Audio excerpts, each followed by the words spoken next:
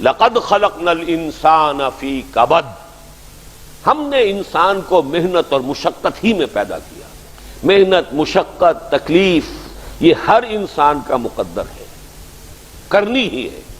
فرق صرف یہ ہوتا ہے کہ کسی کی مشقت اور محنت جسمانی زیادہ ہے، اینٹیں ڈھو رہا ہے غریب، کسی چلا رہا ہے۔ کسی کی محنت مشقت ذہنی زیادہ ہوتی ہے، بیٹھا ہوا تو ہے آرام کرسی پر، ریوالونگ چیئر ہے بڑی آرام دہ، لیکن اس کی جو ذہنی مشقت جو وہ کر رہا ہے۔ جو جسمانی مشقت کرتا ہے وہ رات کو پاؤں پھیلا کر سوتا ہے، چاہے روٹی بھی پوری نہ ملی ہو، لیکن اسے پتہ نہیں ہوتا رات کب گزر گئی۔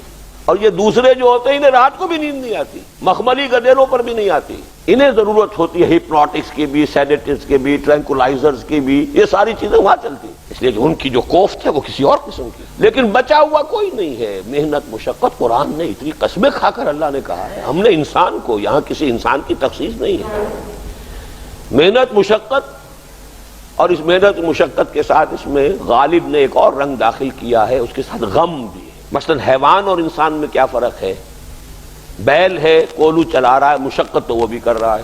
بار برداری کا اونٹ ہے، بوجھ ڈھو رہا ہے ادھر سے ادھر تک، محنت تو وہ بھی کر رہا ہے۔ انسان محنت بھی کرتا ہے، مزید اس کو رنج اور غم جو سابقہ اس کو پیش آتا ہے۔ بیل کو پتہ بھی نہیں ہوگا میری کو اولاد بھی ہے، نسل بھی ہے، وہ کوئی بیمار ہے، کس حال میں ہے۔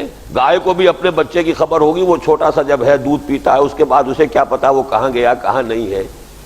انسان کو جو تکلیفیں جھیلنی پڑتی ہیں، پھر جو غم جھیلنے پڑتے، وہ حیوان کے لیے نہیں ہے، یہ انسان کے لیے۔ اسی لیے کہا غالب نے کہ قید حیات و بند غم، اصل میں دونوں ایک ہیں، موت سے پہلے آدمی غم سے نجات پائے کیوں؟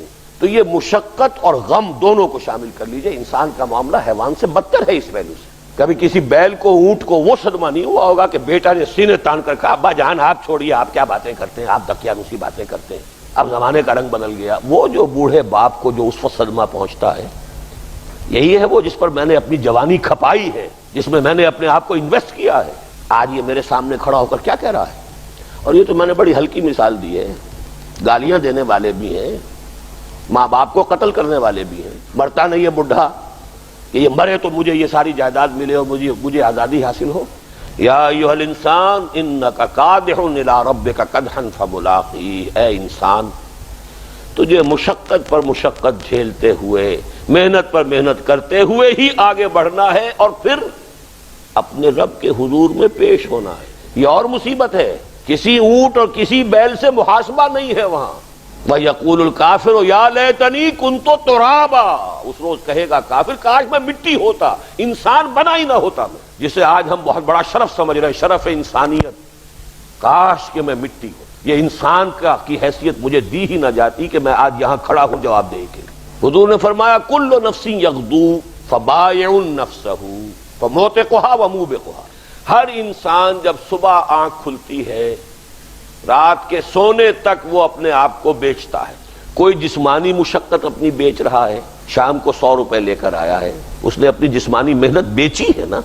کسی نے اپنی ذہنی محنت، ذہنی صلاحیت بیچی ہے، چاہے وہ ڈاکٹر ہے، چاہے انجینئر ہے، کوئی اور ہے، وہ اپنی ذہنی صلاحیت بیچ رہا ہے بیٹھا ہوا اپنے کلینک میں، اپنے آفس میں۔ بائع نفسہ، اپنے آپ کو بیچتا ہے۔ یہ بیچنا تو ہر ایک کا ہے، ہر شخص بیچ رہا ہے اپنے آپ کو۔ کوئی بدبخت وہ ہے جو یہ ساری مشقت جھیل کر بھی رات کو جہنم لے کر آیا ہے گھر میں، مشقت بھی جھیلی اور لے کر بھی آیا آگ کے انگارے، اس لیے کہ حرام کاروبار کیا۔ کوئی وہ ہے جو اس مشقت کے بعد اپنے نفس کو جہنم کی آگ سے چھٹکارا دے کر آتا ہے۔ بیچا، جائز جگہ بیچا، جائز طریقے سے بیچا، بیچا اس نے بھی، محنت اس نے بھی کی، مشقت اس نے بھی کی، لیکن اس نے اپنی مشقت کے نتیجے میں اپنے آپ کو برباد کر لیا۔ موت قحا و موبقھا، موبقھا ہلاک کر لینے والا ہے اس کا، اور موت قحا چھڑا لینے والا، گردن آزاد کر لینا جہنم سے آگ سے۔